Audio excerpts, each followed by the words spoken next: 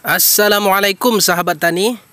Ini merupakan salah satu obat pembasmi serangga yang sangat manjur. Teman-teman pertanian pasti sering menjumpai tanamannya diserang oleh serangga.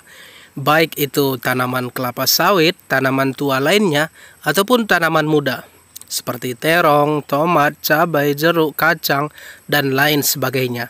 Obat ini mampu membasmi serangga dalam waktu hanya 5 menit ke atas. Cara pemakaiannya cukup mudah, cukup dituangkan dalam satu wadah, sekitar 1 sendok saja dituangkan dalam satu wadah, airnya 3 liter minimal ya. Tapi kalau baunya masih menyengat, ini baunya agak menyengat, bisa ditambah dengan air lagi.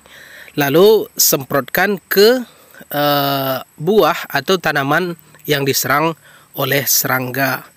Baik itu di kelapa sawit, teman-teman pertanian kelapa sawit pasti sering menjumpai di tandan sawitnya itu ada sarang-sarang semut, sarang-sarang serangga, dan lain sebagainya.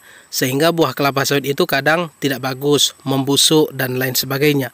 Maka obat ini bisa kita semprotkan. Ini insektisida yang tidak akan membuat tanaman kita menjadi sakit. Tapi kalau di tanaman kelapa sawit itu ada jamur-jamuran, maka obat ini tidak akan bisa membasminya. Begitu dia teman-teman. Kalau tanaman kelapa sawit teman-teman diserang oleh jamur, maka obat yang saya rekomendasikan adalah obat yang berjenis tanya ada di apotek, obat-obat Basidium micetes gitu aja. Obat-obat jamur itu pasti ada. Jadi obat yang ini harganya cukup terjangkau, harganya di bawah Rp50.000. Teman-teman bisa cari di toko-toko terdekat, itu pasti ada obat serangga. Nah, teman-teman, tapi saya sarankan di sini pemakaiannya kalau ada di tanaman kelapa sawit teman-teman itu yang bunga kelapa sawit yang jantan yang andesis, usahakan jangan dikenakan ketika menyemprot, karena bunga kelapa sawit yang andesis itu kan di situ banyak serangga penyerbuknya.